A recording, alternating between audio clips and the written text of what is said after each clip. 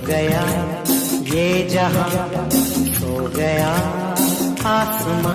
आज हम बात करेंगे उस एक्टर की जो हर किसी से कहता है I'm joking। एक ऐसा एक्टर जो कभी सुपरस्टार बनने की दौड़ में था, वह हीरो जिसके आगे कभी फिल्म का मेन हीरो भी पानी कम लगता था। चौखट पे तुम्हारी हम दम तोड़ जाएंगे। लेकिन अचानक से वह सिर्फ एक साइड एक्टर बनकर ही रह गया। तो हम बात कर रहे हैं 90 के दशक के सबसे चर्चित और बदकिस्मत एक्टर कहे जाने वाले चंकी पांडे की। जैसे चाहे नैन किरण को, जैसे चाहे सांस पवन को, ऐसे मैंने तुझको चाहा। कैसे अचानक से वह हीरो से जीरो बन गया? क्यों आज भी बांग्लादेश के लोग उसे अपना नेशनल सुपरस्टार मानते हैं? जो एक्टर कभी बॉलीवुड का सबसे चार्मिंग हीरो था, वह कैसे अचानक से सिर्फ एक कॉमेडियन बनकर रह गया? शादी के लिए आखिरी पास था और सुहागरात के लिए भी आखिरी पास था। I'm joking। किसने उसे भरे सेट पर पीटा था और ऐसा क्या हुआ था कि वह शर्मसार होकर बांग्लादेश भागने को मजबूर हो गया था? और उनके दिमागी हालत के लिए कौन जिम्मेदार है? जानेंगे और भी बहुत कुछ। तो चलिए शुरू करते हैं। मेरे ऑफिस के सामने प्रोड्यूसर की लाइन लगती थी, बोली लगती थी मेरे कानों पर। चंकी पांडे का जन्म 26 सितंबर 1962 को बंबई में हुआ था। चंकी नाम उनके माँ बाप ने नहीं बल्कि उनके यहाँ काम करने वाली एक बाई ने रखा था। उनका असली नाम था श्रेयस पांडे। चंकी की माँ का नाम था स्नेहलता पांडे और पिता का नाम था शरद पांडे। उनके माता पिता दोनों ही डॉक्टर थे और चंकी पांडे को भी डॉक्टर बनने के ही सपने आते थे। लेकिन बचपन में ही चंकी पांडे ने अपनी पढ़ाई को देख लिया था और उन्हें समझ में आ गया था कि डॉक्टर तो दूर की बात है, वो कंपाउंडर ही बन जाएं वही बड़ी बात है।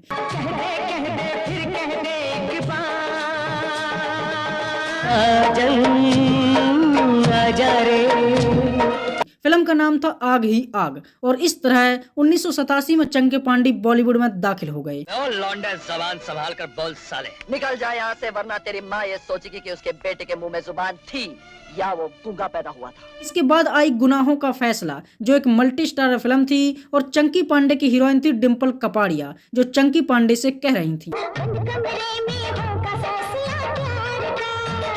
और इस फिल्म में शोले के सीन को दोहराने की भी कोशिश की गई थी, जिसमें चंकी को बांधकर डिम्पल से डैनी डांस की डिमांड करते हैं।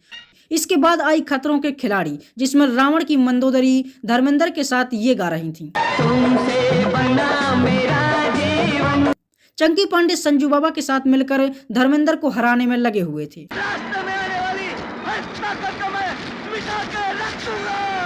भाई साहब कुछ ज्यादा नहीं हो गया? और ये गाना ही याद आता है। सो गई है सारी मंजिलें, सो गया है रास्ता। इसके बाद चंकी पांडे फिल्म अग्नि में मिथुन चक्रवर्ती के साथ दिखाई दिए और इस फिल्म में उनकी हीरोइन थी नदी में नहाकर राम की गंगा मैली करने वाली मंदाकिनी। इसके बाद उस्ताद में चंकी पांडे एक बार फिर से विनोद खन्ना के साथ दिखाई दिए और इस फिल्म का नाम था खिलाफ और वह माधुरी दीक्षित को ऐसे बुला रहे थे।